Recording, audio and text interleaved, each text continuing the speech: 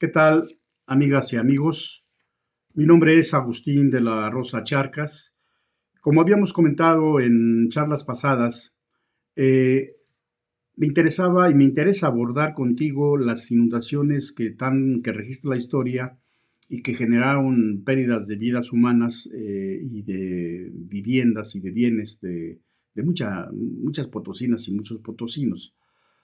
Me interesa en particular porque, en primer lugar, es uno de los rubros, entre muchos otros, pero este es uno de los rubros en donde desde el poder se le muestra una indiferencia absoluta y que solamente y demagógicamente se ponen a declarar tonterías, básicamente tonterías, que no tienen ningún sentido, porque no genera ningún compromiso práctico para enfocar a resolver los problemas que se presentan en nuestra ciudad cuando hay precipitaciones de intensidad media.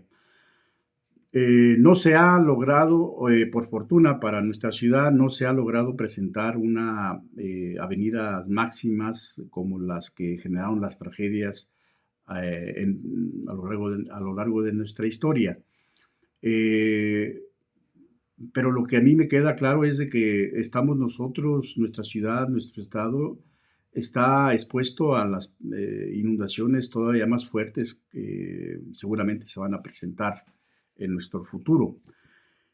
Pero también dentro de la investigación que hemos desplegado, hemos desarrollado sobre las inundaciones que hemos tenido en nuestra ciudad, en nuestro Valle de San Luis, en nuestra cuenca del Valle de San Luis, me ha interesado porque encontramos que las decisiones que se tomaron desde el poder contribuyeron de manera importante, yo diría que muy importante, para que esa dimensión de esas tragedias tuvieran ese nivel de desgracia para nuestra ciudad, para nuestros habitantes, para esas potosinas y potosinos que perdieron la vida y que perdieron sus bienes, ¿no?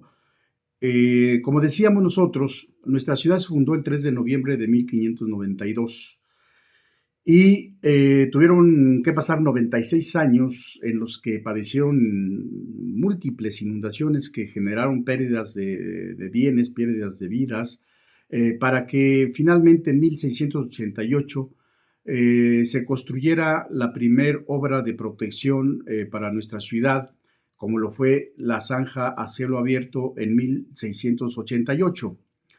Y 83 años después, viendo la utilidad que tuvo esa primer zanja o corriente, pues se construyó la segunda, para de esta manera tener una parte importante del perímetro de la ciudad, sobre todo por donde fluían, por acción de la gravedad, pues las miles de corrientillas que bajaban sobre la Sierra de San Miguelito y en las propias cuencas que están en la explanada de nuestro Valle de San Luis Potosí.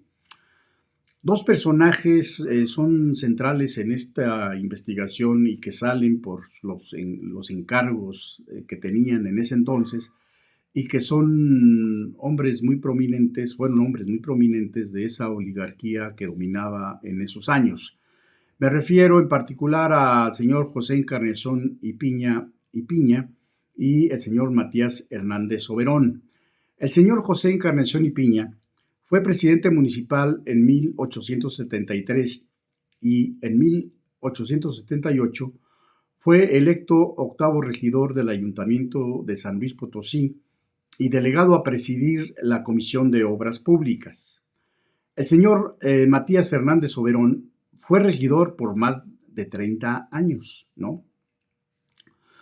Estos dos personajes, estos dos conspicuos personajes de la oligarquía, eran connotados hacendados, pero tenían múltiples negocios productivos que les generaba estar en una actividad de primer orden en todo lo que la ciudad estaba generando en términos de trabajo y de riqueza. Dentro de sus actividades también se afirma que fueron agiotistas de la ciudad de San Luis Potosí y del estado. Dentro de sus múltiples negocios, pues se dedicaban donde mataban animales en cantidades importantes, y que eso tiene que ver mucho con lo que más adelante vamos a platicar sobre estas inundaciones de 1887 y 1888. Entonces, estos dos personajes que te comento tenían, entre otras cosas, pues constructoras que estaban dedicados pues a eso, a estar en todos los negocios que la ciudad generaba por su propia dinámica de crecimiento, ¿no? Y en 1881 era presidente municipal de San Luis Potosí Manuel Muro.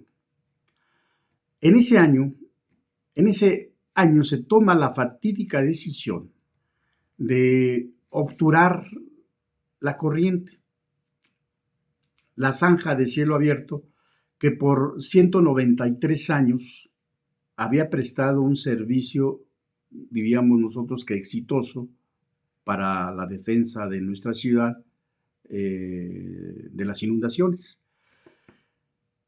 El área hidráulica que tenía la zanja a cielo abierto era de 12.7 metros cuadrados aproximadamente. La decisión que se toma desde el municipio fue que se creó un cañito, ¿no?, de un área hidráulica cerrado, de 1 por 1, un área hidráulica de 1 metro cuadrado. A pesar de que desde el ayuntamiento, uno de los regidores, de apellido Betancourt, se opuso a esa iniciativa propuesta por el señor Matías Hernández Soberón. Este señor en ese entonces pues era regidor y propuso que se hiciera esa obra. Y esa obra, ese cañito, partía de donde es prácticamente, donde era antes la cancha de Morelos, hoy es un estacionamiento, y ahí estaba un centro matancero, que era también propiedad del señor Matías Hernández Soberón. De ahí, todos los desechos de las vísceras, sangres y demás, pues fluían por ese canal y que se obturó, que estuvo sobre la corriente, obturando la mayor parte del área. Casi toda la área, toda la longitud de la corriente fue obturada. En esa obra también intervino pues, el señor Ipiña. A pesar de que se les planteó que ese cañito que estaban presentando como posibilidad para captar las precipitaciones fluviales, a pesar de que se les dijo ya por sentido común, pues que era imposible que ese cañito tan pequeño fuera capaz de conducir las aguas pluviales, pues simplemente fue ignorado esa protesta o esa inconformidad que tuvo el regidor Betancourt en contra de esta decisión irracional, arbitraria, fuera de todo sentido común, obedeciendo a intereses de ese grupo oligárquico. Y bueno, eso pasó en el 81, se viene el 82, 83, 84, pues no pasa nada de esos años, 85, 86, porque las precipitaciones fluviales fueron de baja intensidad. Pero el 14 de junio de 1887 se dejó sentir una precipitación pluvial en nuestra ciudad en la tarde. De acuerdo con algunos historiadores, esta precipitación empezó a las 7 a 9, 6 a 9 de la noche y cayó un tirante en ese día de 133.2 milímetros. Ese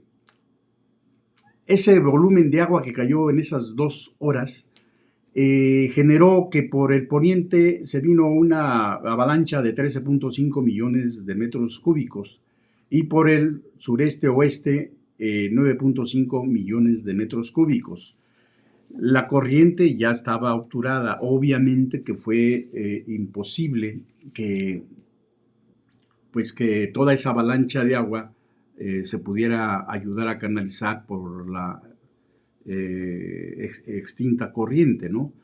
Entonces, el daño que ocasionó este enorme volumen de agua, esa enorme fuerza que bajó de la sierra, pues generó que cientos de pérdidas de vidas humanas y muchas también de animales, y cientos de viviendas quedaron totalmente destruidas, ¿no? A pesar de esa tragedia,